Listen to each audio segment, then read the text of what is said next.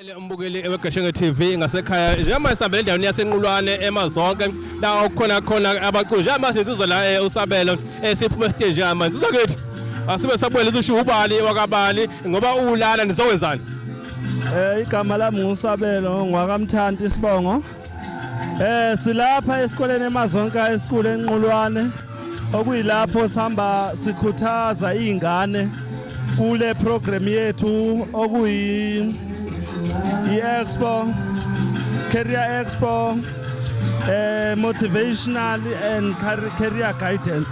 Silapha ukuzokhuthaza abafundi nokubagqugqumezela nokubanika umhlahlandlela ngokwempilo. Thina ke njengamaciko silapha kuphinde sizobakhuthaza ukubakhombisa ukuthi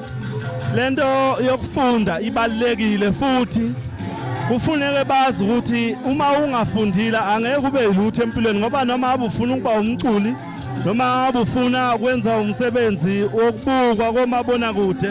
uyadinga ukuthi ufunde ngoba kunama contract kunayo yonke into sizama ukuzokhuthaza leyo nto ebafundini ukuthi bazi ukubaleka kwesikole. Luthiwa logotsha lisemanzi nithathe into ebinganakekile ukuthi nihambele izikole nifundisa ukuyiphatha kwezingane mhlawumbe ungathini kumbukeli ngasekhaya ngicela ungiphindele umbuzo wakho into eniqalile niqale into enzima kakhulu kuthiwa logotsha lisemanzi lokho enikwenzile ukuthi niqale ezikoleni vamise ukufundisa abasebadala kwane nize ezikoleni nazo uqala zobatshela kubaleke ngani ukufunda futhi bayiphathe kanjani yini futhi ubaleke enhlonipheni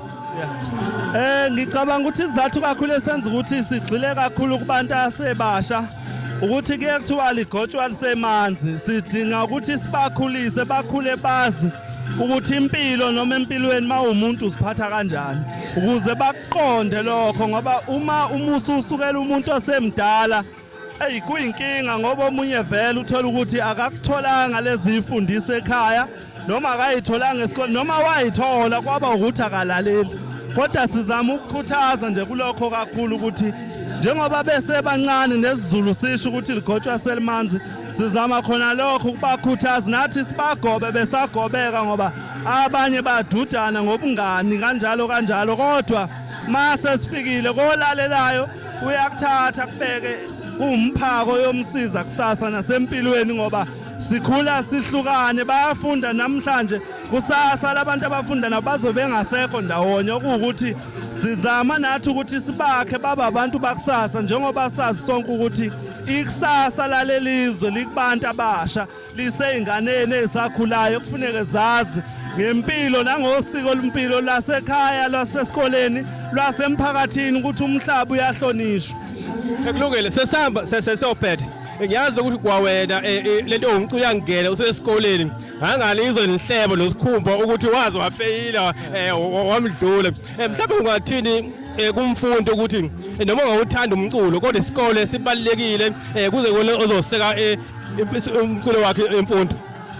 noma ungawuthanda umculo uyibona ukuthi unalo italent kodwa kubalekile ukuthi uqale esikoleni ngoba nalapha nemculweni kunama contract asayinwayo uma ungafundile ungasazi isingisi uyosayina into yokubopha impilo yakho yonke uhlupheke kodwa waziwa sicabanga ukuthi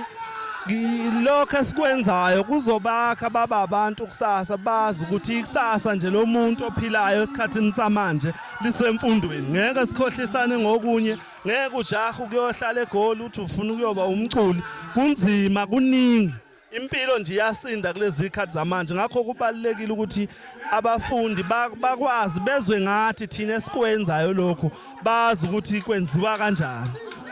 Sithe kakhulu ebhuti wami ngamazwi akho amnandi othe wabadlulisa kubafundi sibonga kakhulu nje uNkulunkulu abe nalo elicine nje nikhulise izingane ngoba neza nje siyabonga nje kakhulu nathi ithuba ngicela nje ukuthi nabantu bangilandele einkundleni zokuxhumana nguSabelo the Music ngokwestation emsami einkundleni zokuxhumana kabaningi ke baye bengibone ngayi direct ko TikTok ngiyabonga nje ithuba kakhulu engilitholile ku TV. Mhlawumbe ongafuna ukukufonela mhlawumbe ngabe uyatholakala emshado emkhehlo ememulo uyatholakala kwenzela kanjani? Impela ngiyatholakala umuntu mayefisa ukuxhumana nami ngiyaqasheka nje impela kuyo yonke imicimbi yomasipala ko Arts and Culture zonke indawo ngiyakhona ukufinyelela ikhona inamba nje ngitholakala kuyona ethi 079 3800850 noma ma uhluleka ungithola ocingweni ungangibheka nje ku TikTok na ku Facebook na ku Instagram yonke indawo ngusabelo the music nje obusuthola mina. Sithokoza kakhulu sibonga kakhulu.